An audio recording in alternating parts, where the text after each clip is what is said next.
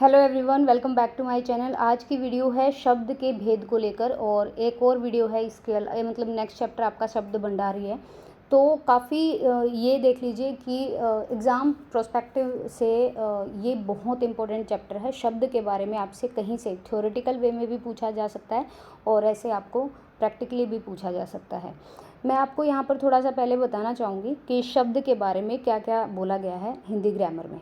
शब्द जो है वो एक या अधिक जो हमारे वर्ड होते हैं, जो अक्षर होते हैं, उनसे ज़्यादा मतलब एक से ज़्यादा जो निर्मित स्वतंत्र और जो हमारी सार्थक ध्वनि होती है ना, मतलब जो एक प्रॉपर वे में बोला जाता है उसे ही शब्द कहते हैं। जैसे मैं अगर आपको बोलूँ राम, लड़का, शहर, ये एक पूरा ना क्या है, पूरा शब्द है और इसका कोई ना कोई मीनिंग होता है। याद रखिएगा, जो हमारे शब्द हैं उसके भेद होते हैं हमारी हिंदी की व्याकरण में। शब्द के भेद चार आधार पर होते हैं। पहला जो होता है वो होता है अर्थ की दृष्टि से शब्द के भेद, फिर होता है हमारा रचना कह लो या व्युत्पत्ति की दृष्टि से, फिर होता है हमारा रूपांतर की दृष्टि से, और फिर होता है उत्पत्ति की दृष्टि से। ये चारों अलग अलग होते हैं। अर्थ के आधार पर शब्द के भेद, रचना या व्युत्पत्ति के आधार पर शब्द के भेद, रूपांतर के आधार पर या फिर जो हमारी उत्पत्ति होती है उसकी दृष्टि से। तो यहाँ पर अगर अर्थ के बारे में बोला जाए, मैं बता देती हूँ, फुल चैप्टर भी मैं करा दूंगी। अगर अर्थ के बारे में बोला जाए, अर्थ के आधार पर शब्द के कितने भेद होते हैं, तो दो ही भेद होते हैं। एक तो होता है सार्थक और एक होता है निरर्थक। ध्यान रखिएगा, एक सार्थक और एक निरर्थक। अर्थ की दृष्टि से भेद पूछा है। अब सार्थक शब्द कौन से कहलाते हैं? जो मतलब किसी शब्द से पूरा अर्थ निकल जाए उसे ही सार्थक शब्द कहते हैं। और सार्थक शब्दों के भी कुछ प्रकार होते हैं। अगर आप टीजीटी दे रहे हो तो आपको ये चीज़ पता होनी चाहिए, और पीजीटी में तो ऑब्वियसली इससे भी हाई लेवल के क्वेश्चन आएंगे। तो सार्थक जो शब्द होते हैं इनके कुछ भेद होते हैं। इनके भेद होते हैं, एकार्थी शब्द हो गए, अनेकार्थी हो गए, विलोम हो गए, पर्यायवाची हो गए या विभिन्न अर्थ वाले शब्द हो गए। इन्हें कहते हैं हम सार्थक शब्दों के भेद। ऐसे ही जैसे हमारे सार्थक शब्दों के भेद होते हैं, निरर्थक क्या क्या होता है? निरर्थक जो शब्द होता है ना, उस शब्द का कोई हल नहीं होता, बोध नहीं निकलता, वे ऐसे ही बोला जाता है। जैसे देखो, ऐसे बोलते हैं, क्यों चैं चैं कर रहा है, चैं चैं, ठीक है। इन शब्दों का ना कोई अर्थ नहीं होता। ये पटर पटर करना बंद करो, टर टर करना बंद करो, बक बक करना बंद करो, ये होते हैं हमारे निरर्थक शब्द। लेकिन सार्थक शब्द वो होते हैं जिनका एक प्रॉपर मीनिंग होता है, एक अर्थ होता है।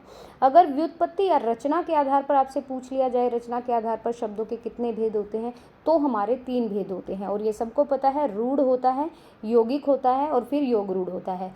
तो याद रखिएगा, व्युत्पत्ति के आधार पर 3 भेद होते हैं और हमारा अर्थ के आधार पर 2 भेद होते हैं, सार्थक और निरर्थक। अब अगर मैं रूढ़ शब्दों की बात करूं, तो रूढ़ शब्द वो होते हैं जिनका कोई और टुकड़े नहीं हो सकते और खंड नहीं हो सकते। जैसे मैं कोई भी शब्द बोलती हूँ, बोतल, गिलास, कटोरी, चम्मच, इनका क्या है, ये इनके और टुकड़े नहीं हो सकते, इनका खंड नहीं हो सकता। यौगिक जो होता है वो 2 शब्दों से मिलकर बना होता है। जैसे अगर मैं बोलूँ विद्या जमालय, विद्यालय, हिम जमालय, हिमालय, या फिर अगर हम बोल दें विद्या जमाशाला, तो विद्या जमा घर, विद्याघर हो सकता है। पाठ जमाशाला, पाठशाला हो सकता है। ऐसे ही जो हमारा योग रूढ़ होता है ना, ये 2 से ज़्यादा शब्दों से मिलकर बना है। तो देखो, रूढ़ का तो एक अलग ही शब्द होगा और उसके खंड नहीं होंगे। यौगिक जो है 2 शब्दों से मिलकर बनेगा और योग रूढ़ जो है 2 से ज़्यादा शब्दों के साथ मिलकर बनेगा। जितने भी आपके जो बहुवीरी समास होते हैं ना, वो मोस्टली आपके योग रूढ़ में आते हैं। अगर मैं पंकज बोलूँ तो ये मिलकर बना है पंख जमा ज, इससे, और जय में भी क्या है, हमारी जो ए की साउंड है वो आ रही है, तो इससे उत्पन्न होने वाला ये किसी और ही चीज़ का बोध कराता है। इसको कहते हैं कमल, पंकज को कहते हैं कमल। तो ये हमारे योग रूढ़ शब्द होते हैं। अब अगर आपसे पूछ लिया जाए उत्पत्ति के आधार पर शब्दों के कितने भेद होते हैं, तो भाई 4 भेद होते हैं, तत्सम, तद्भव, देशज और विदेशज। ये भी याद रखिएगा। तत्सम हमारे संस्कृत के शब्द होते हैं, तद्भव जो तत्सम शब्दों का बदला हुआ रूप होता है, देशज जो हम आम बोलचाल में बोलते हैं, और विदेशी शब्द जो हमारे कहीं पुर्तगाली, फारसी, अरबी, जहाँ से भी लिए गए हैं, जिस भी लैंग्वेज से, उसको हम बोलते हैं विदेशज। रूपांतर की दृष्टि से 2 भेद होते हैं शब्दों के, एक होता है विकारी और एक होता है अविकारी। विकारी शब्द वो होते हैं जिनमें कोई परिवर्तन किया जा सकता है, लेकिन अविकारी शब्द वो होते हैं जिनमें परिवर्तन नहीं किया जा सकता। मैंने अविकारी आपको शब्द कराए भी हैं और उसमें लिंग वचन कारक का कोई लिंग वचन या क्रिया का कोई भी इफेक्ट नहीं होता, वो अविकारी रहते हैं, बिना चेंजेबल रहते हैं। स्टार्ट करते हैं फर्स्ट क्वेश्चन से। दिए गए श्रुति सम विभिन्नार्थक शब्द का अर्थ ज्ञात कीजिए। आचार, आचार को क्या बोलेंगे हम? आचार लिखा है, इसको हम क्या बोल सकते हैं? आचरण, फल, सब्जियां या सब्जियों को मिलाने वाली जो हमारी सामग्री होती है उसको कहते हैं आचार। ठीक है, ध्यान रखिएगा, जो आचार होता है वो खाने वाली चीज़ ही पूछा है इसने, आचरण मत कर दीजिएगा। नेक्स्ट है सार्थक शब्द बताना है, जो आंखों के सामने हो उसको क्या बोलते हैं? तो ऑब्वियसली उनको प्रत्यक्ष बोला जाता है, तो जो आंखों के सामने होगा वो प्रत्यक्ष होगा। नेक्स्ट है, इसमें हमें शब्द बताना कौन सा आएगा? आसमान की ओर देखो, आसमान की ओर देखो, यहाँ पर और कौन सा आएगा? देखो ये तो आएंगे नहीं, लेकिन बी और सी में से कौन सा आएगा? तो आसमान की ओर देखो। इस ओर का मतलब होता है सेब और केले, पानी और पत्थर, तो ये डिवीज़न करता है, लेकिन और मतलब ये संकेत कर रहा है, तो ऑप्शन नंबर सी। किस वाक्य में उपयुक्त शब्द का चयन कीजिए? वृद्ध भिखारी 2 रोटी खाकर क्या हो गया? तृप्त हो गया, तृण हो गया, तप्त हो गया, या क्या हो गया? तो तृप्त हो गया, उसकी भूख मिट गई। तो जो भिखारी था उसने 2 रोटी खाई और उसका मन तृप्त हो गया, उसकी भूख मिट गई। नेक्स्ट है, दिए गए वाक्य में उपयुक्त शब्द का चयन करके रिक्त स्थान की पूर्ति करनी है। प्राचार्य जी आ रहे हैं, क्या? उन्हें प्रणाम करो, उसे करो, उसको या उनके लिए, तो उन्हें प्रणाम करो। जब भी आदर सूचक वाक्य बोला जाता है तो ये क्या आता है? हमारा अन्य पुरुष में आता है, और ये हम सर्वनाम में पढ़ के भी आए हैं। मैं गया था और मेरा भाई यहीं रहा, इस वाक्य में समुच्चय पद कौन सा है? मैं गया था, मेरा भाई यहीं रहा, इसमें अगर समुच्चय पद पूछा जाए तो यहाँ पर कौन होगा? कौन जोड़ रहा है भाई? और जो, देखो मैं गया था कंप्लीट सेंटेंस है, मेरा भाई यहाँ रहा ये भी कंप्लीट है, लेकिन इन दोनों को जोड़ रहा है, संयुक्त वाक्य है ये, इसमें समुच्चय पद बोला जाएगा तो और आएगा, ऑप्शन नंबर बी। नेक्स्ट है, भौतिक में मूल शब्द क्या होगा? भौतिक में मूल शब्द की बात करें तो भौत, भूति, भूति या भूत, तो भूत जमा एक क्या हो जाएगा? भौतिक, और ये वृद्धि संधि है, 2 मात्रा ऊपर लगी हुई है।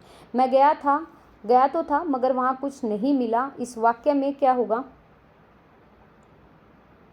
इसमें आपका क्या आएगा? भूत आएगा, ऑप्शन नंबर डी होगा। ठीक है, नेक्स्ट चलते हैं, यहाँ पर अगला क्वेश्चन है, मैं गया था मगर वहाँ कुछ नहीं मिला, इस वाक्य में समुच्चय, समुच्चय बोधक फिर से पूछ लिया है, तो हमें क्या आएगा यहाँ पे? इस पूरे सेंटेंस को अगर कोई जोड़ रहा है तो वो आएगा मगर। ठीक है, मगर जो है यहाँ पर वो इन 2 वाक्यों को आपस में जोड़ रहा है, तो ये समुच्चय बोधक है। नेक्स्ट चलते हैं, वाह क्या जवानी है, इसको क्या बोलेंगे? ये जो है ये हमारी महसूस की जा सकती है, तो इसको बोलेंगे हम भाववाचक संज्ञा। आगे चलते हैं, नेक्स्ट है, निम्न में से उस शब्द का चयन कीजिए जिनका दोनों वचनों में समान रूप रहता है, मतलब वो एक वचन में लगा लो या बहुवचन में, दोनों में ही समान तरीके से यूज होंगे। तो यहाँ पर कौन सा होगा? रीति, माता, चिड़िया, तो देखो रीति रीतियाँ हो सकता है, बहुवचन बना के देख लो, माता माताएं हो सकता है, चिड़िया चिड़ियाँ हो सकता है, ये हमारा सिंगुलर है और प्लूरल बनाएंगे तो चिड़िया आ जाएगा, ऊपर चांद बिंदु लग जाएगा, लेकिन बाबा का कभी भी रूप परिवर्तित नहीं होगा, ऑप्शन नंबर ए। निम्न प्रश्न में 4 विकल्पों में उस विकल्प का चयन कीजिए जो दिए गए शब्द युग्म के अर्थ का सही विकल्प बताता हो। अभिहित को अविहित बोला गया है, तो यहाँ पर कौन सा आएगा? कहा हुआ, संकेत, प्राप्ति, अनुचित, अनुचित तैयार, कहा हुआ, अनुचित, ये क्या है? हमारा शब्द युग्म है और ये अर्थों का सही जो है विकल्प है। यहाँ दिया गया है, इनमें से ये चयन कीजिए दिए गए शब्द के समानार्थी शब्द का सही। गाथा का क्या होगा? इसका सही रूप क्या होगा? गाथा मतलब चाह, किसी चीज़ की इच्छा, वचन या कामना करना, गाथा तो मतलब क्यों अपनी गाथा सुना रहा है, क्यों अपनी कहानी सुना रहा है, ऑप्शन नंबर बी। फोर्थ है, इसमें आपको बताना उस विकल्प का चयन करें जो दिए गए वाक्य के लिए पक्ष के भेद का सबसे अच्छा विकल्प हो। इसको क्या बोलेंगे? पक्ष के भेद का। अब बारिश रुकने वाली है, ये प्रगति द्योतक है, अभ्यास है या नित्य है, तो ये आरंभ द्योतक है। ठीक है, अब परीक्षा अब बारिश रुकने वाली है, तो ये ऑप्शन नंबर सी आएगा यहाँ पे। नेक्स्ट है, इस शब्द युग्म के अर्थों का सही विकल्प क्या हो सकता है। अगर वृद्ध को वीरद बोलते हैं तो यहाँ पर ऐसा कौन सा शब्द है जो इन्हीं के साथ मेल खाता है, तो इसको हम क्या बोलेंगे, इसको बोलेंगे देवी सरस्वती। यश की प्राप्ति, यश एक छंद है, विधेयक विपन्न है या वर देने वाला यश है, तो ये जो है वर देने वाला एक यश है, तो फिफ्थ का ऑप्शन नंबर सी यहाँ पे करेक्ट रहेगा। नेक्स्ट हमें सेम चीज़ बतानी है, सही अर्थ बताना है। कृषक का जो अर्थ होगा वो क्या होगा, पुंडरिक, अजित, मोहन या हलवाहा, तो कृषक जो है वो बोलते हैं हलवाहा को, ठीक है, हल चलाने वाले को। निम्न में से अबोध शब्द से क्या अभिप्राय है। 7th नंबर क्वेश्चन की बात करें, अबोध शब्द से क्या अभिप्राय है। परंपरा, सयाना, चतुर या नादान, तो अबोध मतलब उसको ज्ञान नहीं है इन चीज़ों का, उसको कोई बोध नहीं है, अंडरस्टैंडिंग नहीं है, तो ये बी ऑप्शन नादान आएगा। नेक्स्ट आपको देखना है शंकालु का इनमें से क्या अर्थ होगा। बात बात में संदेह करना, क्रोध करना, किसी व्यक्ति की बातों को तुरंत समझना। शंका मतलब किसी के लिए क्या उत्पन्न होना, संदेह उत्पन्न होना, तो बात बात में संदेह करने वाला ऑप्शन ए यहाँ पे करेक्ट रहेगा। नेक्स्ट है उचित शब्द छांटकर वाक्य की पूर्ति कीजिए। सामने से भेड़ बकरियों का डैश आ रहा है। भेड़ बकरियों का क्या होता है भाई, समूह होता है, रेवड़ होता है, झुंड होता है या दल होता है, तो भेड़ बकरियों का होता है झुंड। और मैं आपको हिंदी के कराऊंगी कि मक्खियों के झुंड को क्या बोलते हैं, तितलियों के उसको इकट्ठा होने पर क्या बोलते हैं, भेड़ बकरियों का आपका झुंड होगा।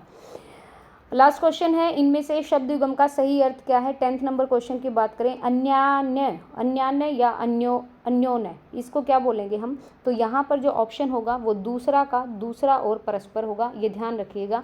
अन्यान्य का अन्योन्य बोला गया है, तो यहाँ पर दूसरा का दूसरा या परस्पर होगा।